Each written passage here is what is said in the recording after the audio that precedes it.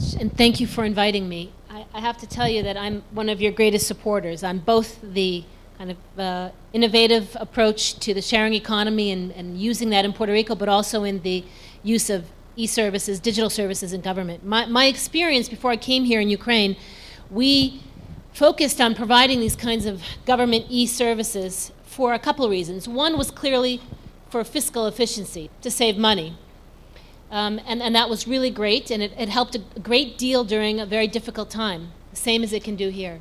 The second was in order to provide for better services for the population. And frankly speaking, during this very difficult crisis in Ukraine and during this very difficult crisis in Puerto Rico, one thing that you will find is that people are looking for where is the good news. What is the government delivering that's positive? So we're going to experience this pain. We're going to experience a contraction. We have to. We're going to experience the pain. We have experienced a lot of pain in Puerto Rico already. So what can a government provide quickly when there's very little money? Well, better services, more efficient services is the thing that mattered the most where I came from, and it will matter just as equally greatly here, because it's something that can be delivered in real time and affects every person's life. So I fully agree and I fully support it. And the third part, which I think you touched on, but I looked at it from a different perspective when I was in government, is that it provides for this transparency, but the transparency not only to push the process forward, but also to give civil society influence on government decision making. Because when you look at a budget, you're going to look at some big numbers. But when you have the treasury system online in real time, which we did in Ukraine, every single spending decision was open to you to make a decision as to whether or not you were going to support that kind of spending or you weren't going to support that kind of spending. Looking at one line in a budget is not the same as looking at actual spending within those budget categories. And it gives you in civil society an opportunity to be that much more influential as you move forward in how every one of your taxpayer dollars is being spent. So I look at it as three big pluses. One, fiscal efficiency. Second, the better services, which are one of the very key things that we need to provide while we're in this crisis.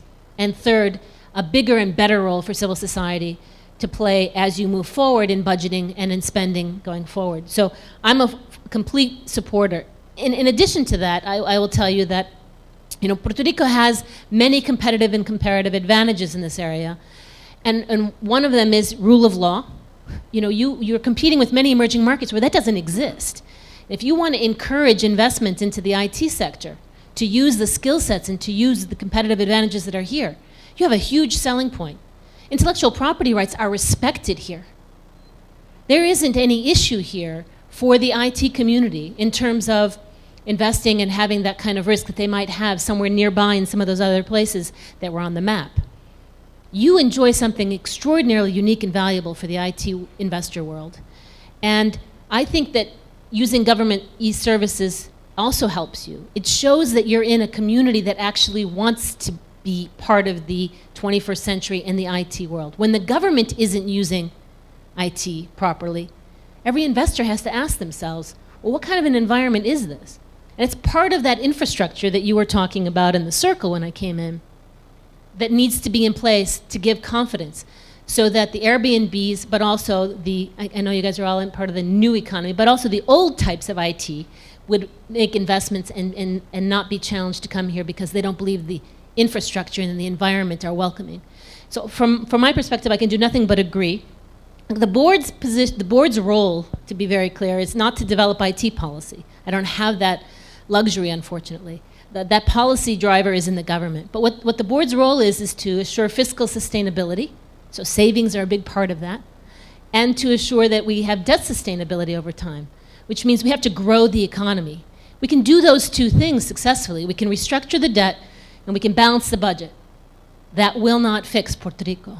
Those are absolute requirements, but they're insufficient. Necessary, but insufficient. Economic growth is the only thing that will fix the economy looking forward. So I think that what you're doing here is absolutely critical. It is one of the, I think, key competitive advantages of Puerto Rico going forward in assuring economic growth going forward. And we will be supportive. I understand what you're talking about. I've done it before. I've seen it succeed, and I can't agree more with both of your presenters. So I wish you great success, and will be a very big supporter of all that you're doing. Thank you.